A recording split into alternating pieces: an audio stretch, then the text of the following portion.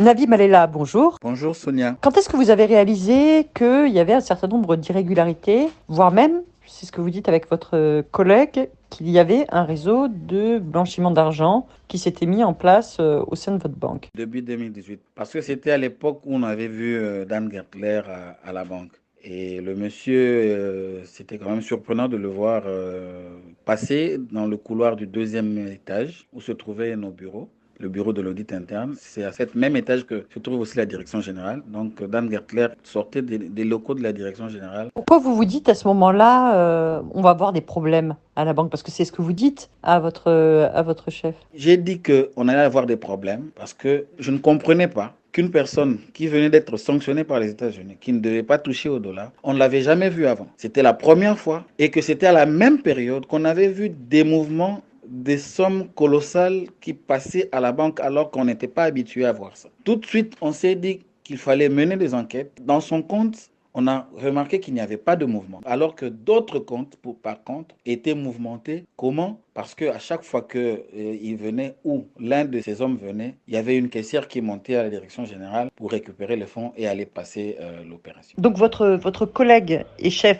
Grady Coco Lobanga, fuit parce qu'il a reçu des menaces. Pourquoi est-ce que vous restez?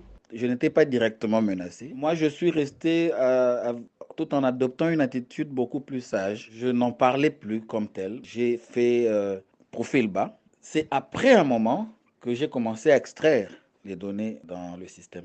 Je continue à enquêter, surtout à faire tous les constats possibles concernant les opérations qui se passaient. Étant donné qu'on avait clairement identifié Patrick Kafindo comme étant le cerveau de ce réseau au niveau de la banque. Patrick Cafindo, qui est le directeur général adjoint de la banque. Oui, le réflexe d'inspecteur et d'auditeur m'aidant, moi j'ai extrait la liste gérée par le gestionnaire 015 ou 0015, quelque chose comme ça, qui était Kafindo, Patrick. Ce qui a été surprenant pour moi, c'est que c'était 3 pages. On voyait toute la liste et des noms et des comptes avec lesquels on n'était pas très familier à la banque. Donc à partir de là, j'ai commencé à extraire pour chaque compte, pour chaque ligne, le relevé de compte. C'est à partir de ce travail que j'ai compris qu'il y avait des comptes qui étaient mouvementés sans avoir de signature, sans avoir de photos et sans même avoir des informations exhaustives sur les activités. Il y en a même des sociétés qui n'avaient même pas d'adresse, de numéro de téléphone de contact. Le point de départ de votre enquête, c'est Dan Gertler et donc ce réseau dont vous parlez. Mais à travers les comptes de mise à disposition en liquide, vous découvrez qu'il y a bien d'autres personnalités, entreprises et même institutions qui bénéficient à travers cette banque de millions et de millions en liquide. C'est vrai qu'il y avait aussi beaucoup d'autres sociétés. On avait découvert que Zoé Kabila avait des sociétés qui avaient des comptes au sein de la banque, donc Kocha Investment. Il faisait fonctionner un compte Tanga Logistique depuis très longtemps, à Finlande, avant même l'installation du réseau de Gertler. C'est vrai qu'à cette même époque, j'ai vu les comptes de Serge Pereira et j'ai essayé de chercher sur internet pour savoir de qui il s'agissait. J'ai vu qu'il avait des connexions avec le pouvoir même congolais de Brazzaville. À la banque, il y a ceux qu'on appelle les clients privilégiés, dont par exemple Richard Mouyège, qui nous a été présenté à la banque comme étant le frère de Patrick Afindo. Mais après nos recherches, nous avons compris qu'ils ont juste grandi ensemble dans un même quartier à Kolwezi. Richard Mouyège, qui est le gouverneur du Lualaba.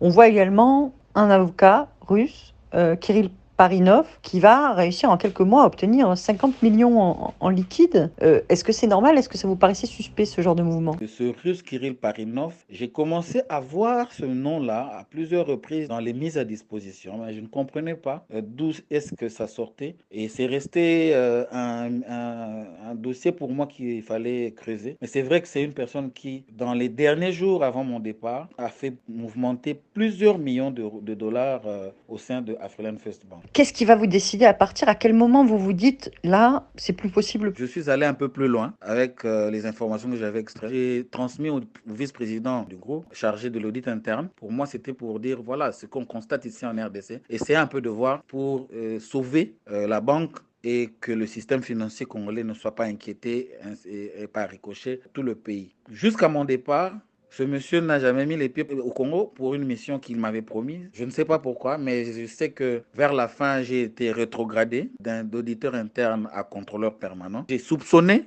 que la direction générale a pu peut-être avoir des informations concernant ce que j'avais balancé en Côte d'Ivoire auprès du vice-président du groupe. Navi Malela, merci. Merci beaucoup, Sonia.